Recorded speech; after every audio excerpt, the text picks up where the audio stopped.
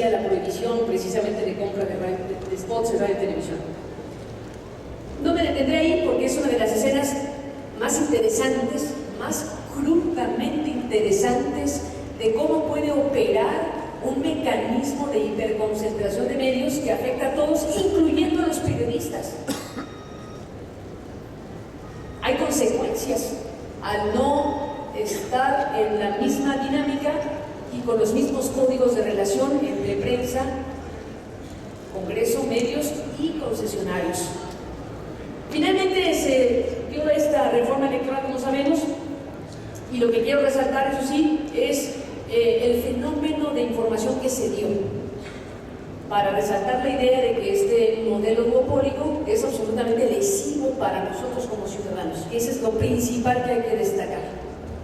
En estos 44 días que siguieron de la aprobación a la reforma electoral que prohíbe la compra, como decíamos, la información del Congreso y sus legisladores cayó dramáticamente. En este monitoreo podemos ver cómo se dejó de hablar del Congreso en la televisión particularmente. Del 100% de las informaciones que los ciudadanos de este país tuvieron de la tarea de sus legisladores, de lo que hayan hecho, bien, mal, regular, son impresentables en muchas de las maneras que podemos pensar sobre su tarea política, pero eso no es el tema, sino que tenemos derecho a saber lo que hacen y lo que no hacen y cómo lo hacen. Y nadie tiene derecho a omitirnos esa información, cualquiera que ésta sea, por una vil represalia informativa a raíz de una reforma que afectó los intereses económicos de las televisoras y de la industria en su conjunto. Eso es lo que hay que destacar. Del 100% de la información que los ciudadanos tuvimos en ese periodo monitoreado de 44 días, el 70% lo obtuvimos quienes leímos los periódicos de la prensa escrita, cerca del 36% en la radio y solamente un 4% en la televisión. Eso se llama un ostracismo informativo. ¿Quiénes son las principales víctimas? Las millones de personas que, sin deberla ni temerla, dejaron de ser informadas. Seguramente millones de ellas ni cuenta se dieron. Seguramente, porque es parte precisamente de la vulnerabilidad de toda la población frente a un poder tan inmenso como puede ser el poder político. Pero este monitoreo, que es una maravilla, que no sé por qué el Senado de la República u otros interesados lo han continuado, nos arroja otros elementos muy preocupantes sobre el tema de lo que pasa en las pantallas de televisión de este país. ¿Han oído hablar? Puede ser que no, porque casi no se refieren a esta persona, pero ¿han oído hablar de Enrique Peña Nieto? ¿Es el que Pati Chapoy le dice que es guapo? La periodista Pati Chapoy. En este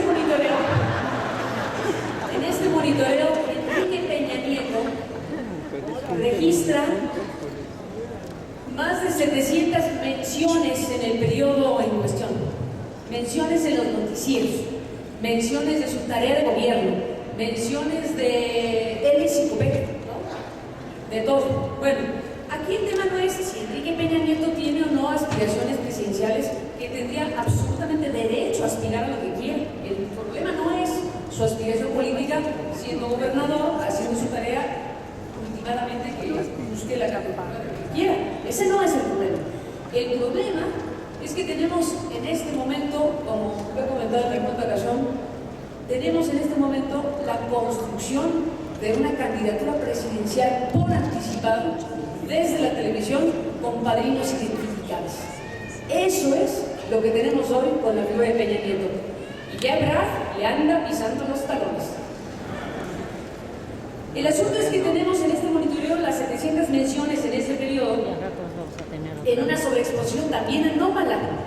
Por un lado vemos cómo se puede desaparecer a krill de un borrón al Congreso en 44 días, más lo que no hemos visto porque no ha sido monitoreado, y colocar en una sobreexposición anómala a una figura política que hoy, por supuesto, faltaba más, es la más popular de este país. El problema no es que sea popular, el problema es que de qué está construida esa popularidad, y el problema es que si llega a ser presidente de este país alguien que ha construido su popularidad y su capital político electoral, ¿a quién va a responder y candidato de quién va a ser. Y cuando tome decisiones, ¿en quién va a pensar? ¿En los ciudadanos de a pie y el interés general? ¿O en todo el andamiaje que operó a su favor para llegar a la presidencia de la República? Y ahora que es novio oficial de la Gaviota, ya ni se diga.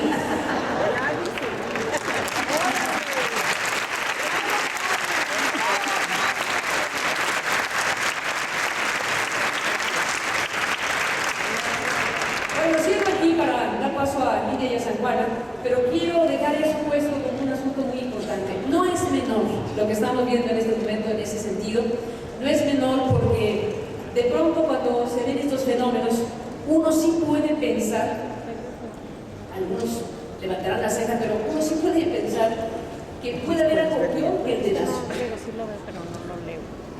No es que justifique el dedazo, no, pero uno de pronto tendría derecho a pensar con este fenómeno que se está dando, de si las televisoras, y particularmente la principal de este país, ha decidido ya no influir como lo ha hecho, sino si ha decidido decidir quién va a ser el presidente de este país. Ese y no otro es el tema principalísimo de los medios, de los periodistas, de la sociedad en su conjunto sobre lo que pasa y no pasa, en este caso, en el principal medio de comunicación de este país. Yo creo que nos tenemos que preguntar muchas cosas, por supuesto, una que es principalísima, que es sobre la democracia misma. Podemos decir que si estamos perfilando una transferencia de poder con estas características, estamos hablando sí o no de una democracia, o qué demonios es lo que define hoy las condiciones de competencia y de transferencia de poder en este país. ¿Qué papel juegan o jugamos o deberíamos jugar precisamente los medios de comunicación para echar luz, para alertar, para informar, para documentar, para detallar lo que son estos fenómenos y procesos que están ahí a la vista de algunos, pero que no precisamente forman parte de la llamada agenda nacional, que en este momento está siendo ocupada por el tema de la pena de muerte, por ejemplo, ¿no? Asuntos que nos atrapan porque hay una consternación nacional, evidentemente, pero que nos desvían la atención hacia un terreno donde no va a ocurrir nada, donde no puede ocurrir nada, y entonces el debate nacional, los medios y sus comunicadores estamos dándole vueltas a un caramelo en la boca que no llegará precisamente más que a disolverse en la saliva. Yo creo que hay muchos temas que los periodistas debemos tocar, debemos abordar, debemos hablar de ellos, pero efectivamente no es fácil o es a veces imposible hablar de los medios en los medios.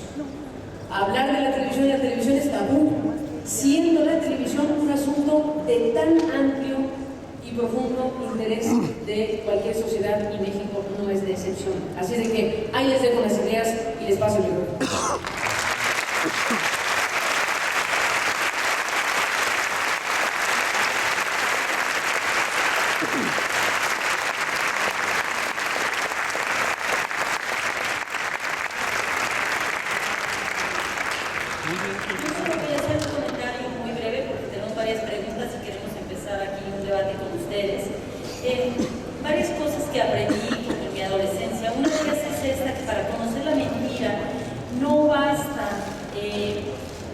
Simplemente con señalarla, se necesita mucho más esfuerzo que simplemente señalar la mentira. Hace falta, primero que nada, tener el conocimiento para analizar, sistematizar y explicar todas las motivaciones de quienes mienten y luego demostrar la ganancia que esa mentira les representa a quienes nos están mintiendo. Y yo creo que esa es una cosa muy importante. Les voy a poner un ejemplo rápido estaba escuchando a Carmen y pensaba, imagínense ustedes que un distraído corresponsal de Televisa creyera que íbamos a salir esta mesa en Televisión Nacional. Imagínense que hubieran invitado a Emilio Azcárraga y él también un distraído se hubiera sentado ahí con este pobre David Rogelio, ¿verdad? Y entonces estuviera ahí sentado y nosotros aquí. Lo que saldría en la televisión, imaginémonos por un segundo, sería a Emilio Azcárraga echándose un chorro aburridor como los que se echan y a tres descabezadas a su lado. Tres cuerpecitos así sin cabecita, como transparente, borradita digitalmente, idealmente digital, de manera digital.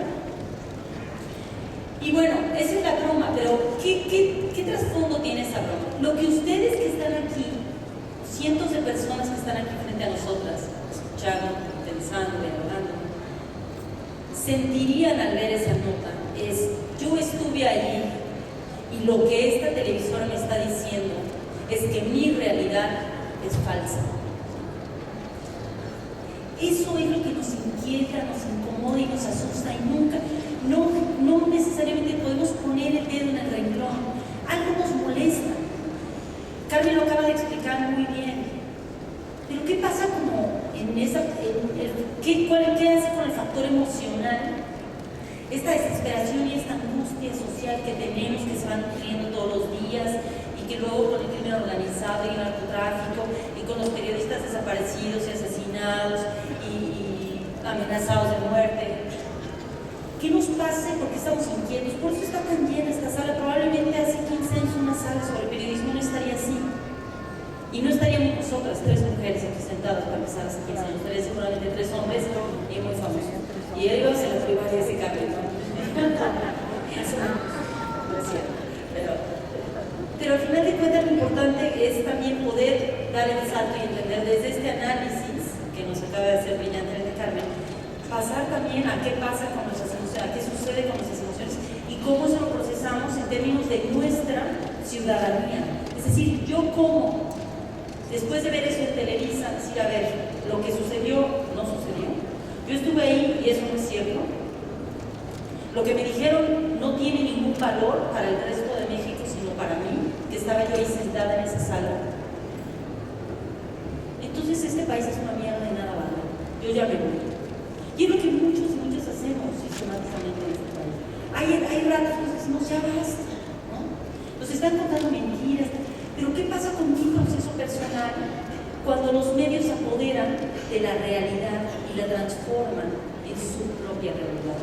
Y es una realidad nutrida de mentiras, y suena como a trabalenguas, pero es lo que es. Sara Sefcovic acaba de publicar un libro que presentamos aquí en la feria, extraordinario, que se llama País de Mentiras, y tiene una frase que les quiero leer y dejo el micrófono, que dice: los políticos inventan una realidad a la medida de sus deseos y la presentan como si fuera la verdad más verdadera.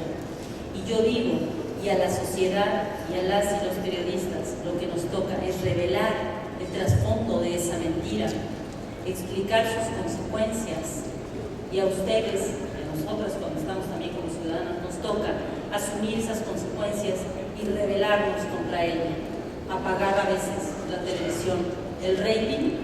Les tengo una noticia, a lo mejor no lo sabían, pero a partir de hoy es el gran descubrimiento científico del siglo.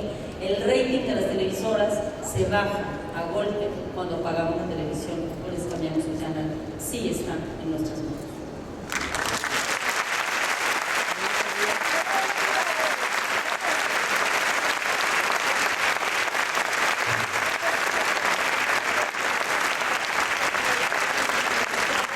Muy interesantes los conceptos vertidos por nuestras invitadas.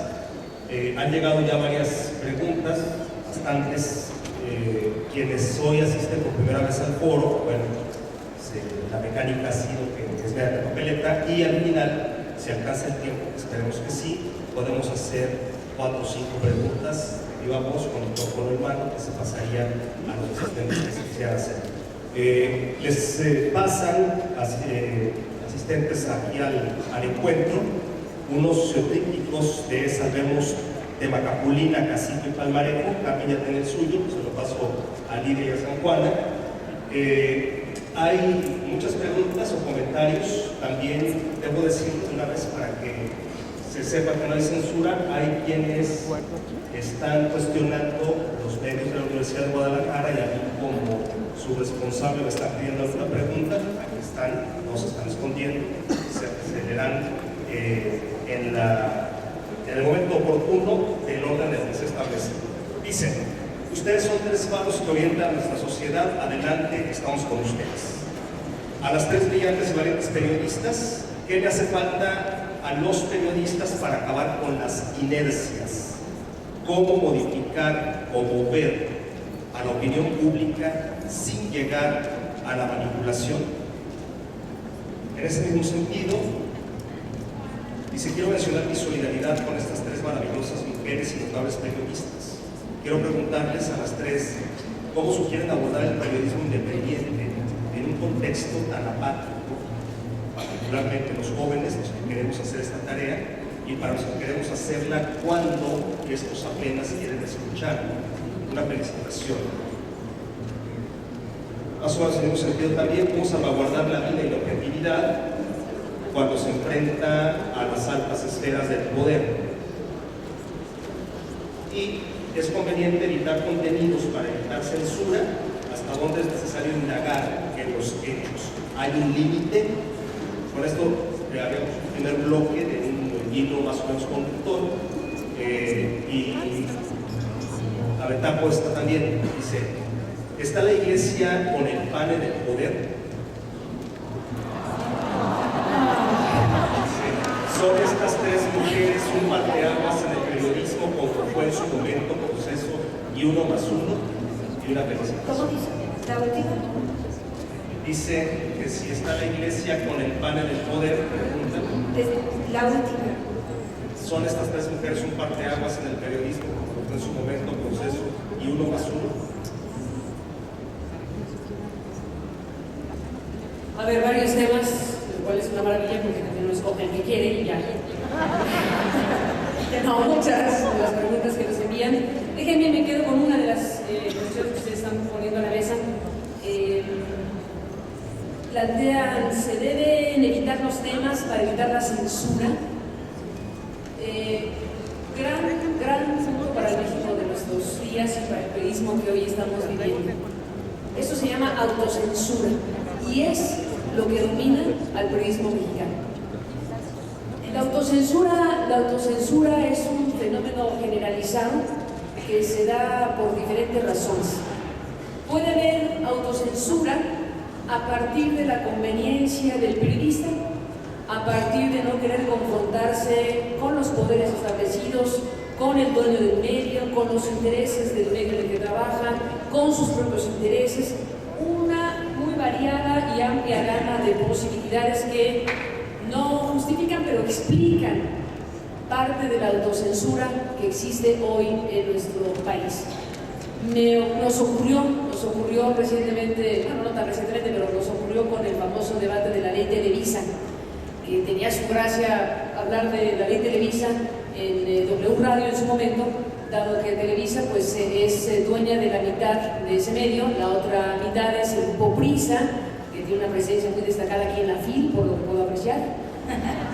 Y bueno, pues esas dos grandes empresotas, esos dos grandes gigantes de la comunicación, al final de cuentas, en nuestro caso particular, bueno, pues decidieron concluir de la mejor manera que encontraron el espacio construido durante 5 años por un grupo de profesionales y periodistas. Estamos a un año casi de distancia de que Prisa y Televisa finalmente decidieran cancelar el espacio donde colaboraba San Juana, colaboraba Renzo Meyer, Denise Dresser, Lidia como invitada frecuente también a ese espacio, y muchas otras personas que construimos juntas una manera, un espacio, como otros que se pueden dar, de comunicación en la radio mexicana. Entonces, bueno, pues ahí lo que ocurrió es que se cercenó, se silenció una posibilidad de seguir comunicando los temas que desde nuestro punto de vista eran de principal importancia. ¿Por qué traigo a colación esto? No solo porque me duele, No solo porque llevamos una necesidad. no solo porque me duele, sino porque es un caso muy interesante, porque precisamente en ese espacio que se dio durante todo ese tiempo se pudieron abordar temas como el de Lidia Cacho con Amplitud, con el famoso Gober Precioso, la difusión de las llamadas telefónicas que exhibían precisamente de forma crudísima cómo se puede coludir la autoridad con empresarios para proteger a un miserable pederasta reconocido o archiconocido, y todo lo que eso representa para una sociedad. Y bueno, pues finalmente poder difundir esas llamadas telefónicas a la par de lo que hizo Blanche Petrich en el periódico La Jornada, con un seguimiento también muy amplio sobre el tema, fue uno de los rasgos, digamos, de personalidad o de identificación de este equipo de trabajo que dejó de estar hace un año ya prácticamente. El 4 de enero se cumple un año precisamente de la salida de W Radio. Se dice fácil, pero bueno, algo está pasando, algo pasó en este caso en particular que tardó demasiado tiempo, ha tardado demasiado tiempo en que este equipo o grupo de periodistas pueda volver a estar en un espacio abierto, en este caso desde la radio. Ya les contaré, pero simplemente quiero traer a colación el punto y el tema, porque nos preguntan si evitar los asuntos, si evitar abordar los temas, es una manera de evitar la censura. Claro, se evita la censura y se cae la autocensura. Es mucho más eficaz porque es silenciosa, porque es un valor entendido, porque la censura es poco elegante, ¿no? La censura es que alguien le llame y le diga a alguien, te callas, y se calla. Y la autocensura es un proceso de entendimiento de lo que no se puede abordar, entre comillas, el entendimiento. Digo esto porque dentro de las coberturas que se hicieron en W Radio, con presencias tan destacadas como las que acabo de mencionar, estuvo el caso de la ley Televisa. Por eso decía yo hace rato que en México hablar de los medios y los medios es un tabú. Mentar la soga en casa del arcado tiene consecuencias, y eso también va en detrimento de los ciudadanos. ¿A quién se deben los medios, o se supone deben deberse los medios de comunicación, sino a sus audiencias? ¿Tiene o no derecho el ciudadano de Tlaxcala, de Veracruz o de Yucatán a saber qué demonios era la ley Televisa y saber si era o no, como lo era, un atraco a la nación? Bueno, la fácil, en ese caso en particular, cuando el tema del que se trata, que es de enorme trascendencia pública, afectaba o afecta a los concesionarios o a los que detentan el manejo de los medios de comunicación, la fácil era, como dije hace rato, hacerse güey. La fácil era no hablar del asunto. Algunos colegas míos, no daré nombres, pero si me insisten, ya se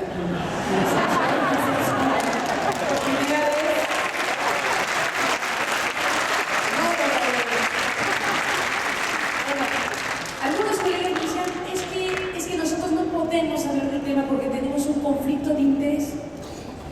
Ya, caramba, a ver, explícame cómo es eso. Claro, si tú trabajas para un medio y cobras en ese medio, entonces tienes una relación profesional con ese medio y con quien es el dueño de ese medio. Si ese medio tiene un problema de esa naturaleza o un interés tan particular como puede ser la de Televisa, tú no puedes abordar ese asunto porque es un conflicto de interés. Dije, ¿y a qué hora me nombraron vocero de la empresa? Que no me di cuenta. Los periodistas, por más que recibamos, por supuesto, pues si de algo vivimos, faltaba más, recibamos un honorario, sueldo, remuneración por desempeñar un trabajo en un medio de comunicación, eso no nos debe llevar al punto de obviar o de eliminar el tema para evitar la sanción, la represalia o la censura, y entonces entra en acción el fenómeno de la autocensura. Ese es un punto muy claro en México de qué ha pasado en nuestro país. Ese es un punto muy claro respecto al tema de la autocensura. Se explica por fenómenos como este, pero se explica por otros fenómenos mucho más importantes en los que va de por medio ya no la chamba del periodista, que al final de cuentas todos tenemos sentido de sobrevivencia, y más con la crisis financiera que se nos está aquí presentando, pues uno tiene sentido de sobrevivencia y dice, bueno, yo sé que si me evito ese tema me voy a evitar una confrontación y mejor me hago de lado. Bueno, por las razones que sean, por comodidad, por no confrontarme, etcétera, etcétera. Pero hay otro punto en México en donde la autocensura opera, porque lo que va de por medio es la vida y la integridad de los periodistas. Y si no, díganme lo que significa para la actividad periodística que haya 42 o 45 crímenes en donde han perdido la vida periodistas en los últimos años por su tarea informativa, y que el tema del narcotráfico, de la delincuencia organizada, de las autoridades coludidas y penetradas impide la tarea de los periodistas. Hay incluso censura, autocensura reconocida. Yo recuerdo con un enorme sentimiento lo que conversé hace algunos años con el director de Imparcial en el norte del país, cuando desapareció el joven Alfredo Jiménez Mota, este joven periodista de 25, 26 años, que desapareció y no sabemos dónde está, y evidentemente hay los peores pensamientos sobre lo que le pudo haber ocurrido. Cuando el periódico ve que el Estado y el gobierno no puede garantizarle la vida, la seguridad al periodista, dice, y lo dijo en su momento, no, a partir de ahora hemos decidido dejar de informar sobre el narcotráfico. ¿Quién le puede reclamar a un periodista que diga eso si su vida está de por medio? No podemos pedirle héroes al periodismo. Es el Estado el obligado a darnos las garantías para nuestra tarea.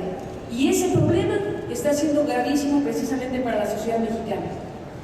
¿Quién puede informar, quién puede hoy informar o no sobre el narcotráfico en México? Hay un fenómeno de autocensura, evidentemente. ¿Qué más quisiéramos que presentarles con todo detalle el who is who del narcotráfico y los protectores del narcotráfico en México?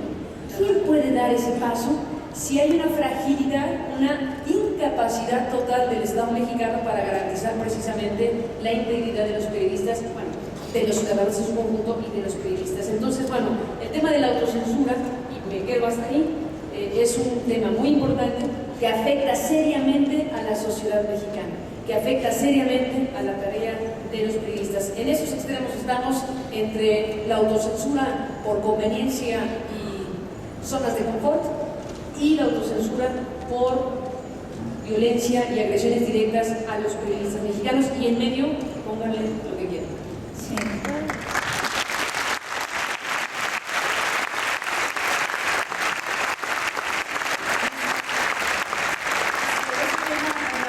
Evidentemente, cuando se puede evitar la censura, se gana que no pierdes el trabajo, ¿no? O sea, si te autocensuras, si finalmente la censura impuesta en muy distintas redacciones sobre un tema, sobre otro, en este momento hay periodistas prohibidos y temas prohibidos, sobre todo el tema de los abusos cometidos por el Ejército Mexicano, una institución que pretende el Ejecutivo Federal mostrarla con todas sus virtudes, pero ocultar todas sus miserias, que son bastantes, y evidentemente el presidente tiene la ventaja de rodearse de una guardia pretoriana compuesta por periodistas de muy distintos medios que dejan de ser periodistas porque se convierten en comisarios políticos. Dirían, y me han preguntado los estudiantes, he tenido la oportunidad de ir a Ocotlán, a la Prepa 14, ahí están también los de Ocotlán. Entonces dirían, ¿qué podemos hacer cuando nosotros llegamos a la redacción y nos dicen este tema no pasa? Bueno, no te puedes tú autocensurar diciendo no lo voy a hacer, tú lo tienes que hacer y presentarlo, y que sea tu jefe de redacción el que tome el difícil y para él el fácil situación de censurar el reportaje o el tema que traes. Me imagino que no solamente no vamos a salir en Televisa Lidia, no vamos a salir tampoco en este periódico. Y algunos otros, lo que sí tenemos la suerte es que sí vamos a salir en proceso, seguro que sí, y sobre todo nos van a